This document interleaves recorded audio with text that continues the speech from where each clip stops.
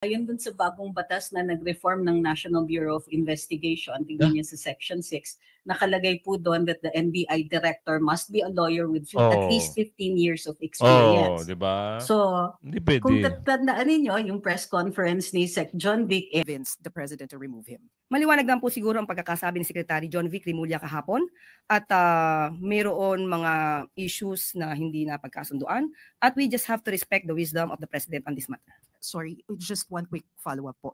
Pero ganun po ba katindi yung naging issue? Because despite the things that were accomplished by General Torre, he led the arrest of former President Duterte, kay Pastor Kibuloy, and this messy transition could have... Naku, grabe, no? Hi! This could be a messy transition. Ano sagot? Tuloy! Been prevented if the position was announced first, the new position was announced first before he was relieved. So, what really happened? Huwag naman natin masabi nagkaroon ng messy transition because nagkausap naman. Today, the city government of Manila will be filing criminal charges against contractor Chelsea Construction. Agoy! Represented by its general manager, Jess R. Mahusay.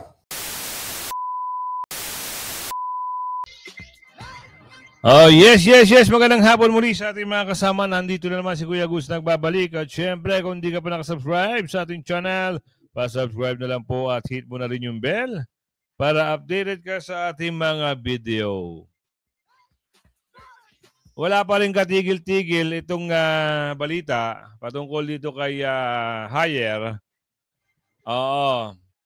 At nako, meron hong isang, dito kayo magugulat. Hindi ko alam kung totoo to ha. Pero bibigyan din natin papakita natin yung slide. Kasi parang may nangangamoy daw di umano. Oo. Robredo magalong sa 2028. Yan yung lumabas sa tawas ngayon. Oo. Ang oras ba to? 3 hours ago. Ito, ina-analyze siguro nito na may namumuo. Hindi ko alam eh. Wala pa akong dito. Wala pang idea dito. Malalaman natin yan. Ang title kasi dito, Robredo Magalong 2028. Kunwari Pro Duterte pala. Ha? Ano ba talaga? Mamaya-maya yan ha. At dito, pagsibak kay General Torre bilang PNP chief. Ano magiging problema doon? Malaki. Yung impact noon, doon sa mga naniniwala sa kanya, dismayado doon sa namumuno. Bakit sinibak? Kaya ngayon, yung ibang mga bulager, hirap na hirap ipagtanggol itong si Bungit-ngit. Kasi nga, naniniwala sila kay Jen Torre na magaling ito. Sabi nila. Naasar sila. Bakit daw sinibak? Ngayon may sinisisi sila. Ay bahala kayo, magsisihan kayo. Basta kami happy. Happy kami. Oo, totoo yan. Ay, naku, may usaping. Naku, ito, Maynila. Breaking news, Manila files. Charges versus... kakasuhan ngayon itong mga illegal contractor na nag-demolish. Naku kayo. Saka...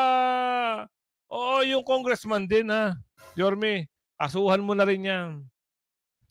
Ito pa, PNP Chief Nicolas Torre, magkakaroon ng bagong posisyon. What?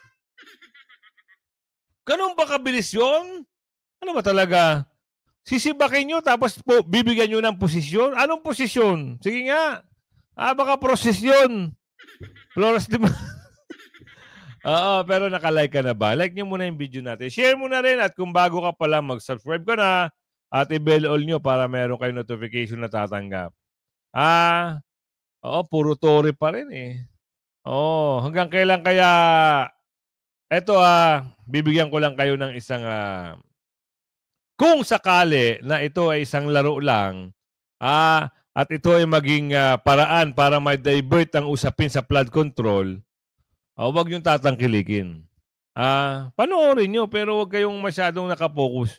Bakit? Baka ilihis ang pag-uusap dito sa flood control. 'Di ba? Kasi biglang umusbong eh. O sige, magpa-andar tayo. I-hype natin itong, kunyari, sisibaking ka namin. Tapos, ibabalik din kita. Pero sa ibang departamento na. Mas mapapaganda pa, ika nga. Ano ba yung usapan doon? Usapan ho, yung mga pandudurobo na mga kontratistang kongresista. Dahil 2 kahapon lang eh. Pero maugong pa rin yung balita ngayon eh. Bakit sinibak? Bakit inalis sa pesto? Bakit pinalitan? Ikaw naman yung nagpahuli kay Tatay Digong. Ikaw nagpahuli kay Pastor Kibuloy. Credit yun eh. Di ba? Bakit sinibak? Ano nangyari? Ang sabi may umuugong-ugong. Alin? Di umano na ito ay parang gustong pumasok sa politika. Ang problema, baka nagselos yung boss. Papasok sa politika kasi, ano nangyayari? Popularidad kasi nangyayari ngayon. Maraming pa-eklat para makilala ng taong bayan. Totoo naman. Siguro yun yung way ng mama. May nagalit. At hindi lang yun ang ugong-ugong, baka daw hindi nagkaintindihan yung boss nito. Na si Jikban. Ano pangalan? Big Joe. Ni Torre. Hindi sila kaintindihan. Ayun, nagalit. Pero babalik tayo dito. Ano yung usapin dito, pasok? Kailan ay naging maingay sina Mayor Benji Magalong at Mayor Vico Soto patungkol sa korupsyon sa flood control. Pero noon pa man, nag-iingay na si Vice President Sara sa korupsyon na nangyayari sa administrasyon na ito. Noong nag-resign siya bilang DepEd Secretary, isiniwalat niya ang umano'y korupsyon na hawak ni Martin Romualdez at Zaltico ang pera ng taong bayan. Pero ang dalawang ito na si Mayor Vico Soto at Mayor Benji Magalong ay hindi man lang nakitaan ng pagsuporta kay Vice President Sara. Tama. Ngayong umugong Meron tama nga. Ang sinasabi ng mama ni Robin. Parang nangangamoy-ngamoy. Pero wag muna natin bigyan ng wag muna tayong maniniwala basta-basta kung ano yung balak. Pero may napapansin din ang iba eh.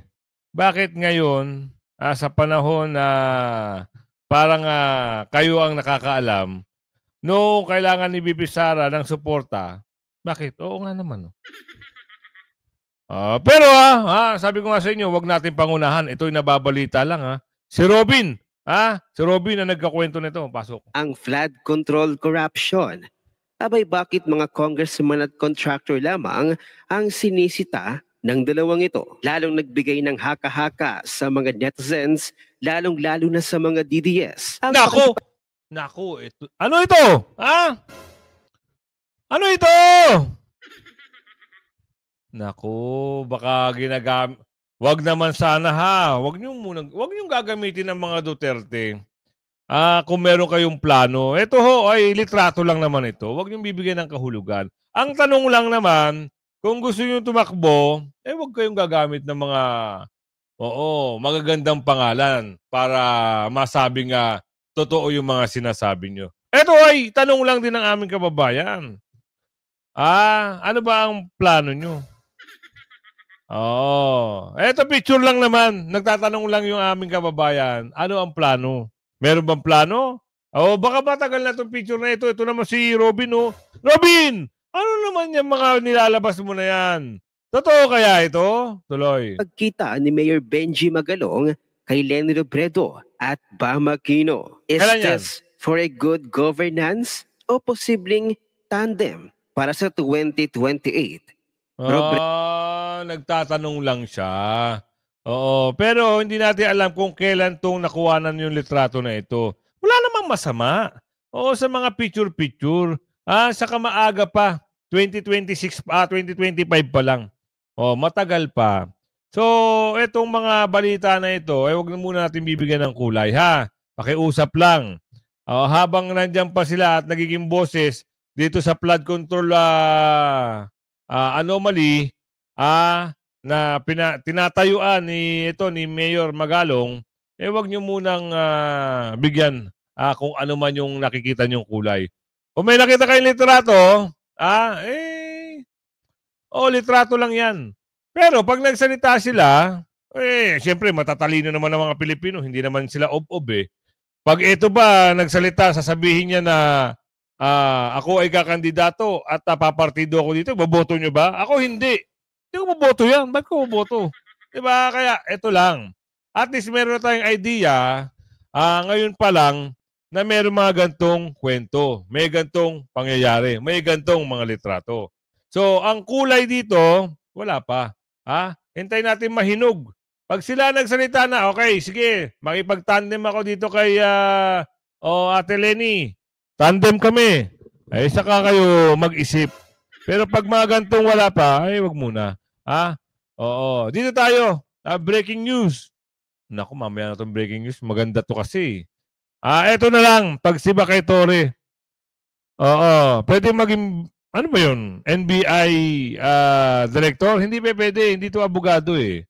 Pwede ba yun? Pag hindi abogado, magiging director, pwede ba yun? Tanong lang ayon dun sa bagong batas na nag-reform ng National Bureau of Investigation, tingnan niyo sa Section 6, nakalagay po doon that the NBI director must be a lawyer with at least 15 years of experience. Diba? So, hindi pwede. Kung tatandaan ninyo, yung press conference ni Sec. John Vic, super overemphasize na kailangan sumunod sa batas. Kung ang assignment niya sa susunod ay taliwas na naman sa batas para nilang, para nilang nilalaglag yung sarili nila, so to speak. So, para sa akin malabo na even i-consider siya para dun sa NBI position. Tama. Besides, yung irony dyan is manggagaling siya from one Remulla to the other.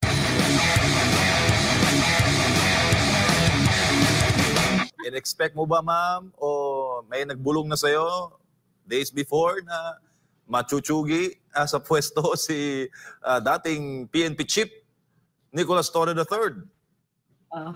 Actually, nung pinatawag siya sa Malacanang a few days ago, medyo may tunog na.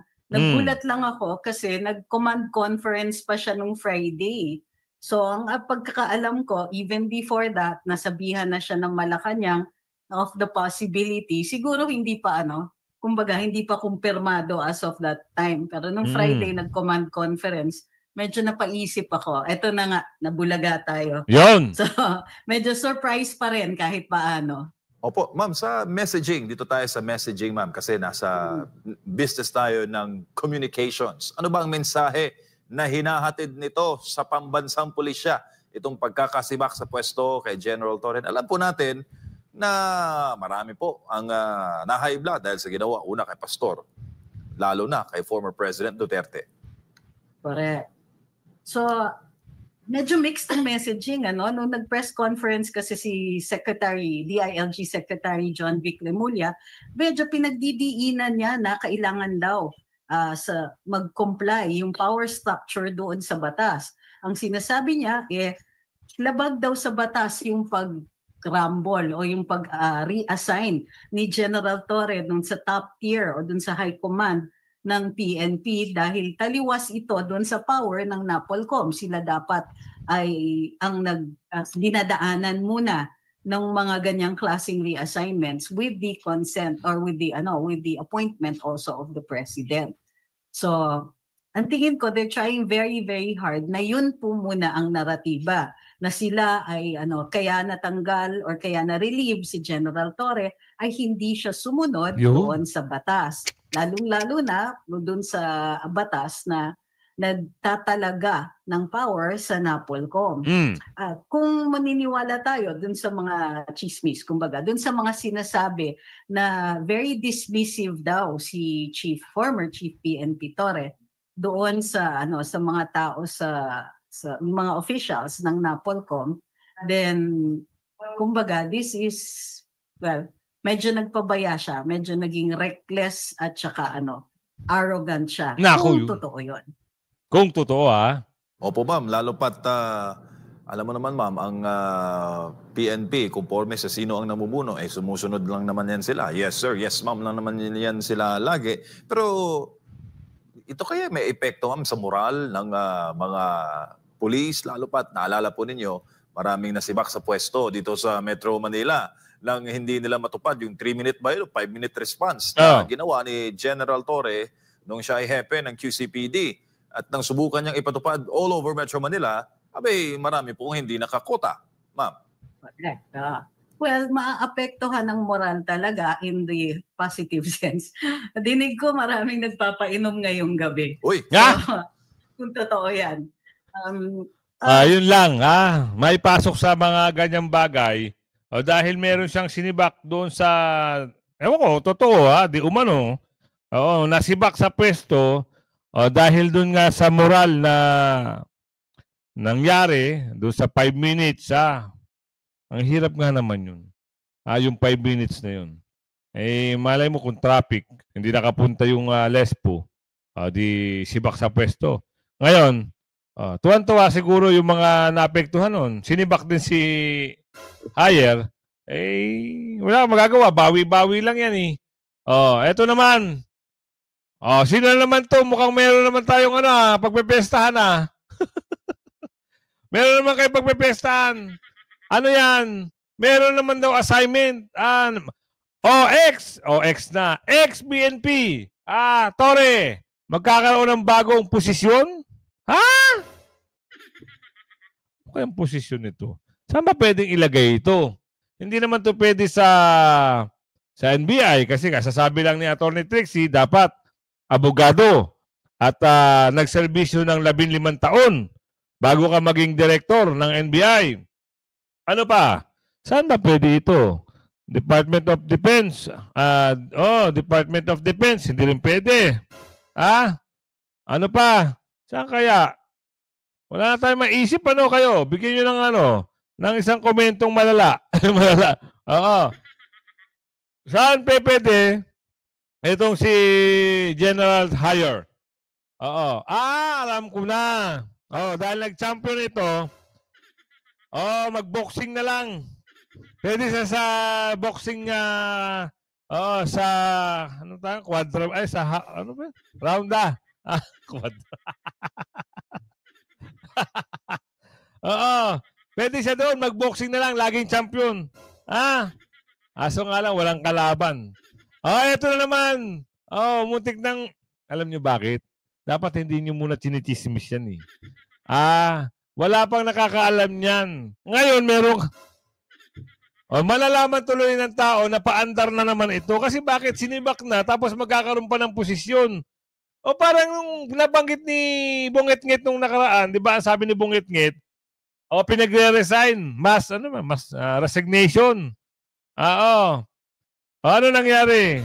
Wala naman sinibak. Ang sinibak lang, 2 piraso ata o ilang piraso. Di ba? Nagtuloy yung iba. Akala nga natin si Nangingitim masisibak. Hindi pa pala. Akala nga natin sila magkakampi masisibak. Hindi rin. Isang paandar lang ba ito? Isang kwento? Isang palabas? Para ma-divert ang usapan sa flood control? Wag ganun. Hindi mawawala yung usapan sa flood control. Maniwala kayo. Nakatatak sa sambayan ng Pilipino, trending sa trending ngayon. Itong usapin ng flood control. Ilang milyong Pilipino ang pinagluloko nitong mga durobong kongresistang kontratista na ito? Ilang milyon? Ilang bilyon, ilang trilyon ang nawala sa kaban ng bayan dahil sa pandodorobo na yung mga ito. Tapos ikukwento nyo may bagong posisyon. Paano nasabi, Kuya Goods? Ito, kwento rito. Ano po yung posisyon na sinasabing pwedeng ialok ng Pangulo kay General Torre? Hindi pa po natin maisisiwalat ang detalye patungkol po dito. Pero confirm po na may inaalok pong posisyon. But may we know the reason or what convinced the President to relieve General Torre as PNP Chief? We all know na nagkaroon po sila ng issues between NAPOLCOM and General Torre. But what really convinced the President to remove him? Maliwanag lang po siguro ang pagkakasabi ni Secretary John Vic Rimulya kahapon at mayroon mga issues na hindi na pagkasunduan at we just have to respect the wisdom of the President on this matter. Sorry, just one quick follow-up po. Pero ganun po ba katindi yung naging issue? Because despite the things that were accomplished by General Torre, he led the arrest of former President Duterte, kay Pastor Kibuloy, and this messy transition could have... Naku, grabe, no? Hay! this could be a messy transition. Ano sagot? Tuloy.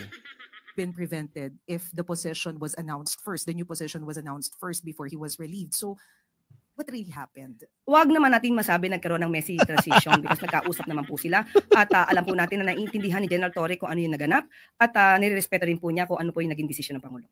Sorry ma'am, alam ko hanggang 2 questions lang, but quick follow-up. Is it a cabinet position po yung i-offer kay General Torre? Ibibigay po namin na detalye kapag ka po naayos na po at nabigay na po ang pagsang-ayon ni General Torre. Okay, salamat po, Yusek.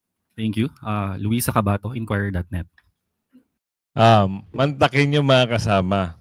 Sisibakin mo, tapos kung halimbawa lang na yung tanong ng isang reporter o cabinet member ang ibibigay sa yung posisyon, wow, ibang klase. Matindi ka, no? Di ba? Ano nangyari? Palabas lang lahat? Abangan na lang natin kung kailan i-award o i-announce itong posisyon na ito. Good morning po, Yusek. Ano pong reaksyon ng Malacanang sa sinabi ng Makabayan Bloc na yung pagkaalis po kay Torres sa posisyon shows that there are widening cracks sa Marcos administration? Hindi po yan nangyayari at hindi po yan ang nakikita natin dahil sabi nga po natin si General Torre ay napakagaling na public servant at maaari po pa rin siyang magsilbi sa bayan. So hindi po natin nakikita na kung ano yung nakikita ng Makabayan Bloc. Ang problema, ito lang ang problema, dati, kakampi nila yan. Yung black na yan. Hindi ko na alam nangyari, bakit ano nangyari. Parang di na sila bate, ganun ba yun? Di na sila bate. PNP replace Spokes Pajardo. Naku, ito pa. Di ba si Spokes Pajardo ay pinalitan na rin. Oo, sinagbalita niya Kuya Goods. Ibig sabihin, hindi na natin makikita magsasalita itong spoke ng PNP. Hindi na rin siya magsasalita. Talaga, sino nagsabi? Ito balita rito eh. Hindi na nga natin siya maririnig at magsasalita pa. Okay, Police Brigadier General Jean Fajardo hindi na magsisilbing tagapagsalita ng Philippine National Police ayon kay Acting PNP Chief Nartates. Narito ang balitang kumpirmado, sigurado, Radyo Patrol, Marlene Padiernos. Doc Dennis at Tita Winnie, pinag-aaralan ngayon ni PNP Acting Chief Lieutenant General Jose Melanchon Nartates Jr. napalitan ng spokesperson ng Philippine National Police. Sa ngayon kasi hiwalay ang tungkulin ng tagapagsalita ng PNP sa katauhan ni Police Brigadier General Jean Fajardo at ang hepe ng PNP PIO Chief nasa katauhan naman ni Police Brigadier General Rando Suanyo. Sabi ni Nartates, ang Chief PNP at ang spokesperson lamang ang magiging otorisadong magsalita kaugnay sa mga usapin patungkol sa pambansang pulisya. Ibig sabihin, maski ito si ate na spokes ay wala na rin karapatan magsalita sa hanay ng sa kanilang grupo. Ibig sabihin, pareha silang naging katayuan, 'di ba? Hindi naman literal na nirelieve. Ibig sabihin kasi yun ang trabaho nung babae, tagapagsalita. Wala siya magagawa kasi hindi na siya pwede magsalita. Totoo. Ay, nababalita. Hindi naman tayo sisinungaling. Tayo ay nagre-reaction at nagbabase sa video. Ngayon, yari ka ngayon, yung mga kontraktor ng District 3 sa Maynila. Sabi ko nga sa inyo, patikim pa lang sa inyo yan eh. Chua, magbalot-balot ka na. Eto, kayo-kayo na ang kasunod niyan. Yorme, balasay mo. Again, good morning. Especially to the people of Manila. Yan.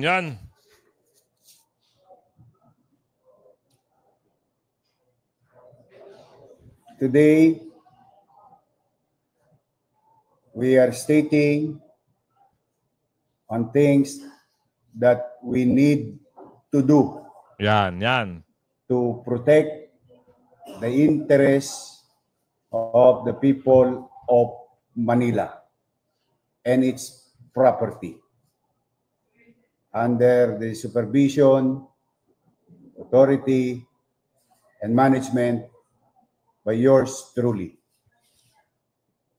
As you all know, last week we were caught in surprise of an incident in Rasak,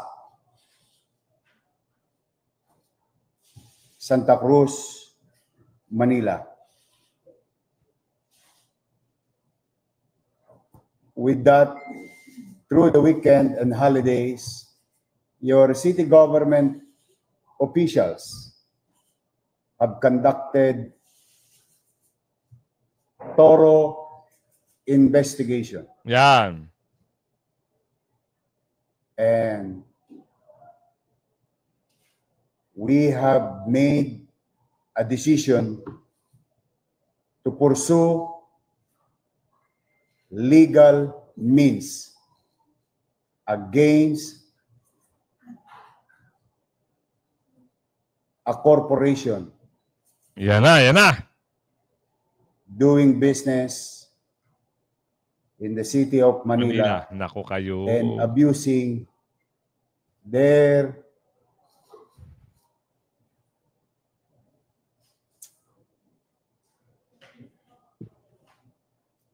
business practice and doing unlawful business practice in the city of Manila.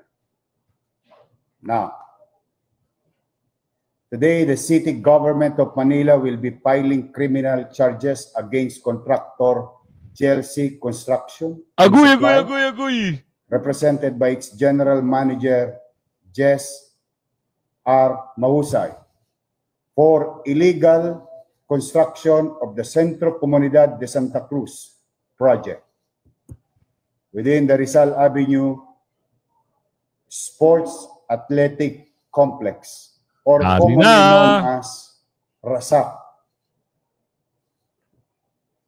The following criminal charges will be filed against the contractor. First case to be filed. Number 1. Special cases of malicious mischief under Article 328 of the Revised Penal Code, as amended, for causing damage for RASAC facilities, including the satellite office of the city government, police outpost, daycare center, performance stage, among others. Complaint to be filed before the city prosecutor's office by the City General Services Office. Second case. Pangalawa. Unlawful demolition and construction without necessary permit in violation of the National Building Code of the Philippines. You know. On what ground? Demolishing the RASAC covered courts and other government structures therein without securing necessary demolition permit from the city building official, which is a clear violation of the National Building Code. Started constructing the multipurpose project without coordinating with the local government of Manila as instructed by the local government code.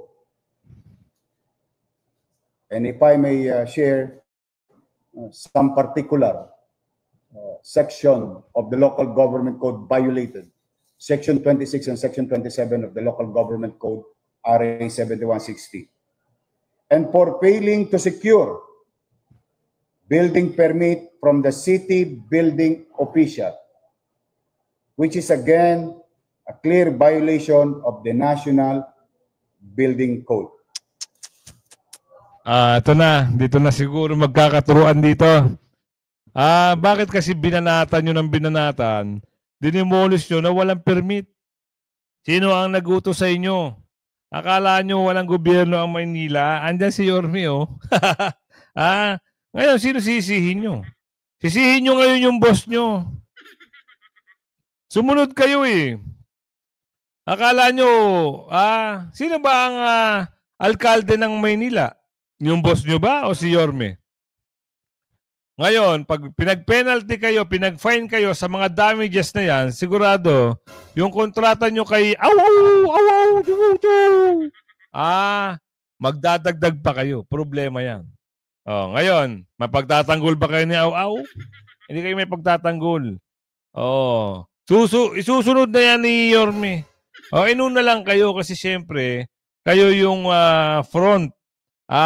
At pag nagkaroon ng investigasyon at kayo ay kinanta na yung amo nyo, kinanta na pala si Chihuahua, ay dire-diretso na yan. Pati si Chihuahua, ay sigurado yan, kakasuhan ni Yorme yan. Kaya nga sabi ko nga sa inyo huwag kayo magbida-bidahan sa Batang Tondo. May paglalagyan kayo. Hindi kayo titigilan yan. Oh, totoo, di ba? Oh, tinigilan ba si Chihuahua? Hindi. Hindi yan titigilan. Hanggang matapos na ang termino na ni Chihuahua. Oo. Babakbakan ng Batang Tondo yan. Ang tawag ko nga dyan, ang leon ng Maynila. Umarangkada na. Oh, di ba? Sabi ko nga sasakmalin kayo sa leeg niyan na wala kayong kalaban-laban. Good job, Yorme. Paglaban mo ang tama. Yung mga dorobo na binastos ka habang sila ay nakupo, alam naman natin kung sino ang mabuti sa hindi mabuti, kung sino ang tao sa hindi tao.